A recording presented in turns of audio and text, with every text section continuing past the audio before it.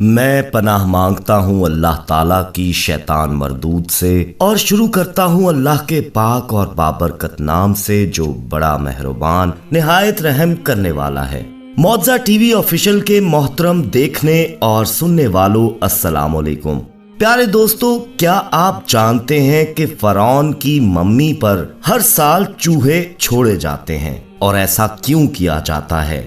نہیں معلوم تو آپ آج کی ویڈیو میں جان جائیں گے کہ ایسا کیوں کیا جاتا ہے، اور یہ بھی کہ جب اس سال ربیع الاول میں فرعون کی لاش پر چوہے چھوڑے گئے تو فرعون میں جان آ گئی، اور اس کے بعد کیا ہوا یہ دیکھ کر آپ کے بھی ہوش اڑ جائیں گے۔ مگر یہ سب جاننے اور دیکھنے کے لیے ویڈیو میں ہمارے ساتھ آخر تک جڑے رہیے گا، اور آگے بڑھنے سے پہلے کنفرم کر لیں کہ آپ نے ہمارا چینل معجزہ ٹی وی آفیشل سبسکرائب کر رکھا ہے۔ نہیں کیا تو ابھی سبسکرائب کرتے ہوئے بیل آئیکن کو کلک کر دیں تاکہ ہماری آنے والی مزید ویڈیوز کا نوٹیفیکیشن بر وقت آپ کو موصول ہوتا رہے۔ اور دوستو، ویڈیو کو لائک اور شیئر بھی لازمی کیجیے گا۔ تو آئیے آغاز کرتے ہیں آج کی دلچسپ ویڈیو کا۔ پیارے دوستو، فرعون کی فرعونیت سے ہر کوئی واقف ہے، جس نے ایک ظالم بادشاہ بن کر ظلم کے پہاڑ ڈھائے۔ خداوندی کا دعویٰ کرنے والے مصری فرعون دوم رمیسس II کی لاش آج نشان عبرت کے طور پر میوزیم میں رکھی گئی ہے۔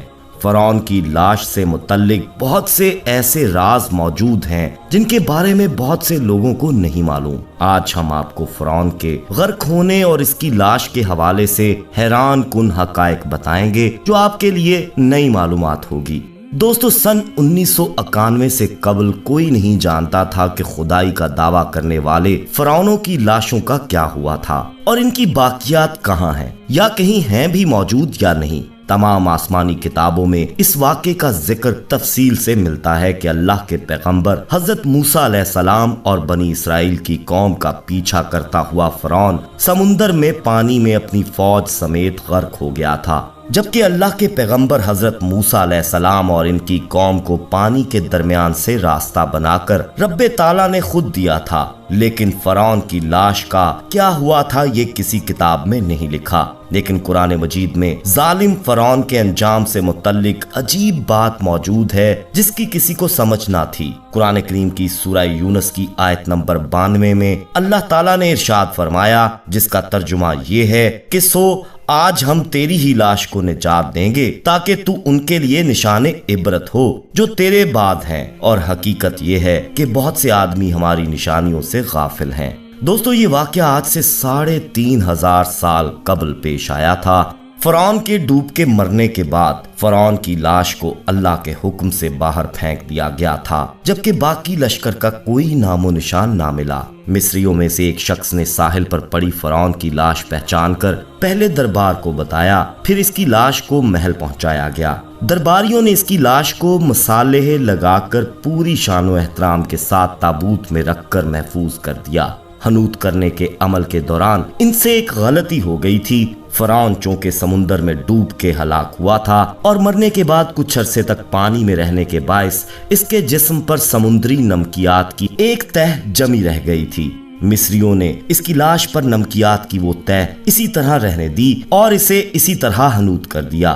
پیارے دوستو، اللہ کی کتاب قرآن کریم میں فرعونوں کے قصے بڑی تفصیل کے ساتھ بیان کیے گئے ہیں، اور اسی سلسلے میں اس فرعون کا جسم محفوظ کرنے سے متعلق آیت بھی نازل ہوئی تھی۔ سال 1871 میں مصر کے شہر الغونیہ سے تعلق رکھنے والے غریب اور معمولی چور احمد عبدالرسول کو فرعونوں کی حنوط شدہ لاشوں کی طرف جانے والے خفیہ راستے تک رسائی مل گئی۔ احمد عبدالرسول نوادرات چوری کر کے بیچا کرتا تھا۔ ایک دن وہ دریائے نیل کے کنارے کے قریب تبیسا کے مقام پر اسی سلسلے میں پھر رہا تھا جب اسے اس خفیہ راستے کا علم ہوا۔ جب وہ وہاں نوادرات کی چوری کے لیے سرنگ کھود رہا تھا تب اسے کچھ لوگوں نے پکڑ لیا اور پولیس کے حوالے کر دیا۔ اس جگہ کی مسلسل کھدائی عمل میں لائی گئی اور سال 1891 کو دوسری ممیوں کے ساتھ فرعون کی لاش بھی ملی۔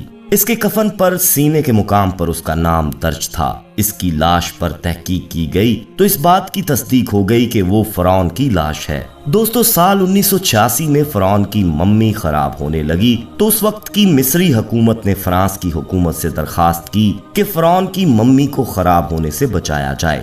जदीद साइंसी जराए से इसकी मौत की वजह भी मालूम की जाए। बादशाह फरौन की मम्मी को फ्रांस ले जाया गया और इसके लिए बाकायदा फरौन का पासपोर्ट भी बनाया गया था, क्योंकि उस वक्त के फ्रांस के कानून के मुताबिक लाशों का भी पासपोर्ट बनाया जाता था। फ्रांसीसी हुकूमत ने बहुत शान शौकत और किसी अजीम जिंदा बादशाह की तरह फरौन की मम्मी का एयरपोर्ट इस्तकबाल किया।